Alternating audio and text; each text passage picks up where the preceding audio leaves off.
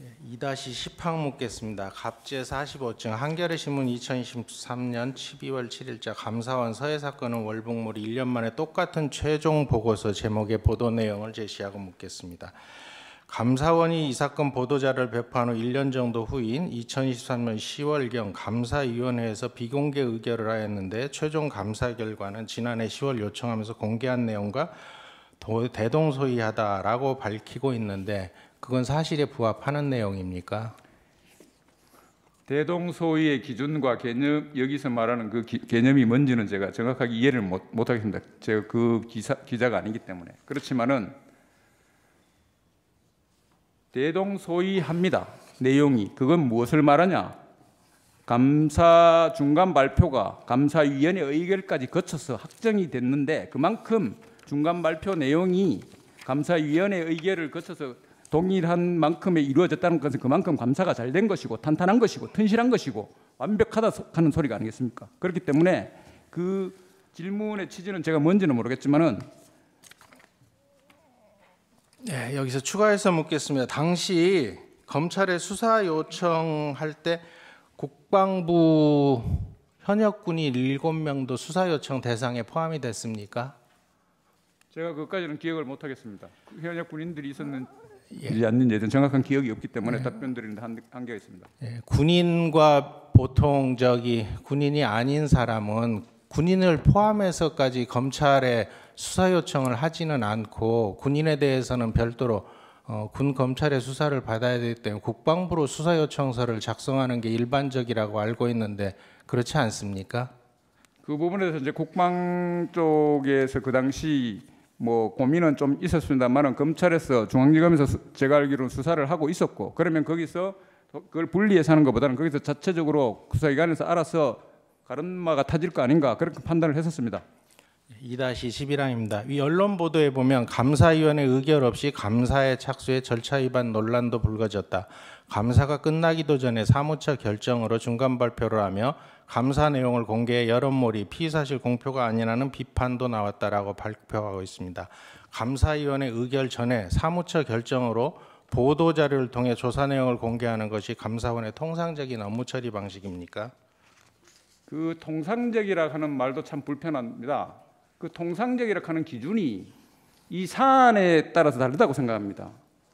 그냥 평범한 감사라든지 일반적인 경우야 그게 통상적이에 여기서 말하는데 안 들어갈 수 있지만 이처럼 서해 감사 참 대국민적인 관심사항이고 정부기관에서 번복 결정을 했고 그리고 그렇게 사실들이 적나라하게 드러났고 이러한 중대하고 국민의 생명과 안전하고 직결되는 감사로서 그것을 어찌 국민에게 알리지 않을 수 있고 그거를 그럼 국가가 무엇을 위해서 존재합니까? 국민을 위해서 존재하는 거예요.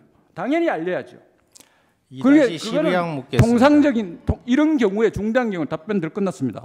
통상적이라고 밖에 할 수 없습니다. 중대한 감사 사항에 있어서 통상적인 것은 발표를 하고 공개를 합니다. 세월호가 그랬고 대학 재정이 그랬고 왜? 국민들의 삶과 직결되기 때문에 이게 감사원의 책무이고 역할이고 감사원의 존재 가치입니다.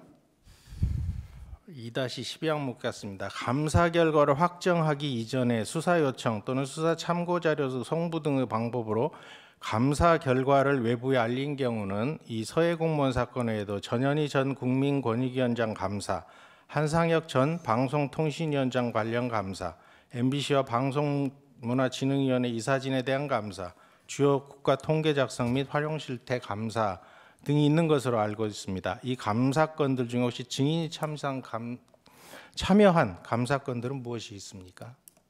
통계 쭉 나열하시니까 제가 지금 자료도 여기 화면에도 안 뜨고 해서 모르겠는데 통계 감사는 제가 확실히 참여를 했고 지휘를 했습니다. 네, 3-1항 묻겠습니다. 연합뉴스 2022년 6월 20일자 서해 피살 공무원 수사 결과 번복에 대해서 해경도 부글부글 제목의 보도 내용인데요. 이 서해 공무원 사건은 2022년 6월 16일 언론 브리핑을 열고 북한 해역에서 북한군 총격을 받고 사망한 공무원의 월북 의도를 찾지 못했다라고 해경이 밝히면서부터 시작됐죠. 그게 중요한 포인트가 됐다고 봐야 하지 않을까 저는 제 개인적인 생각입니다. 예, 3-2항 묻겠습니다. 갑제 42호증 2022년도 국정감사 법제사법위원회 회의록 일부입니다. 당시 감사원 사무총장이었고 현재는 감사위원인 유병호가 2022년 10월 11일 국회 감사원에 대한 국정감사에서 자신이 서해 공무원 사건의 최초 제안자이다라고 진술하였는데 그건 알고 계십니까? 언론 통해서 들었습니다. 3-3입니다. 갑제 42호증 법제사법위원회 회의록입니다. 당시 이 유병호 씨 얘기입니다. 2020년 6월 17일 새벽 4시에 연합뉴스에서 해경청장이 서해 공무원 사건은 월북한 것이 아니었다라고 회견하는 것을 시청하고 6시에 간부회의를 8시에 소집하라고 비서관에게 지시한 다음 간부들이 모여 감사하는 걸 결정하였다라고 답변을 하였는데 지금도 감사원이 서해 공무원 사건 감사를 진행하기로 하는 결정이 이렇게 유병호 씨가 감사원 직원들을 소집해가지고 간부회의를 소집해서 진행된 것은 알고 있습니까?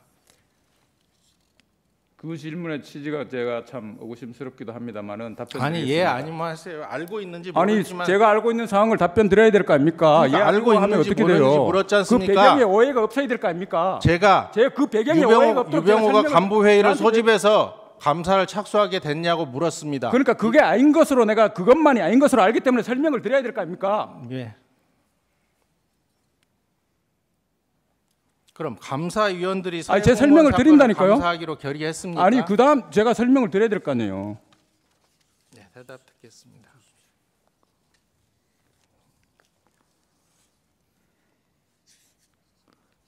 서해 공무원 피살 사건은 앞에서 말씀드린 바와 같이 발생한 했을 때 당시에 불과 이틀 만인가에 제가 기억하기로는 그렇습니다.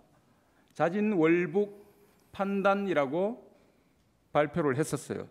해경 수사 관련 브리핑을 하면서 그리고 국민적 의구심이 계속적으로 과연 그게 사실일까? 왜 죽은 사람이기 때문에 무슨 증거로 그랬을까? 그렇게 발표했을까? 이런 의구심들이 계속적으로 증폭되고 있는 상황이었습니다. 그런 와중에 22년 6월경에 똑같은 기관에서 번복 결정을 해버렸어요. 이거는 그 당사자 입장이나 유가족 입장이나 국민의 입장에서 관심이 있다면 통곡할 노릇입니다. 그 발표를 보고 진행된 것이고 그래서 감사원 지휘부에서 여러 가지 종합적으로 감사의 의구심과 이런 것을 발표도 번복이 확정이 됐기 때문에 당연히 감사원에서는 관심을 가지고 국민적 사항이기 때문에 어떤 판단을 하셨겠죠. 그건 제가 뭐라고 말씀드릴 것 같으면 그렇게 해서 실시가 된 것이고 유병호 그 당시 총장께서 모든 걸 결정했다. 그거는 제가 맞지 않기 때문에 말씀을 드리는 거예요. 그래서 실제 자료 수집을 해보니까 제가 앞에서 말씀드린 바와 같이 사실관계의 은폐, 조작, 왜곡 행위가 포착이 되었고 그런 와중에 유가족이 감사 요구의 목소리가 있었고 유가족뿐만 아닙니다. 다양하게 있었습니다. 그래서 감사원 입장에서는 이러한 중체화대한 내용을 소상히 조사를 해서 정말 그 증거가 어떻게 왜곡됐는지 뭐가 잘못됐는지를 밝히고 진실을 파헤쳐서 국민에게 알리고. 잠깐만 있어 보세요. 유병호 총장이 새벽 6시에 간부회의를 8시에 소집하라고 비서관에게 지시한 사실 압니까 모릅니까? 그거는 제가 아까 말씀드린 것처럼 언론인과 국회 그때 국감장에서 본인 스스로가 말했다 하는 그때 처음 들었습니다. 저는. 그걸 묻는데 왜 딴 이야기를 하십니까? 그렇게 해가지고만 결정된 게 아니기 때문에 제가 말씀드린 거예요. 이 사실을 물었으면 이 사실을 모른다 안다만 대답을 하세요.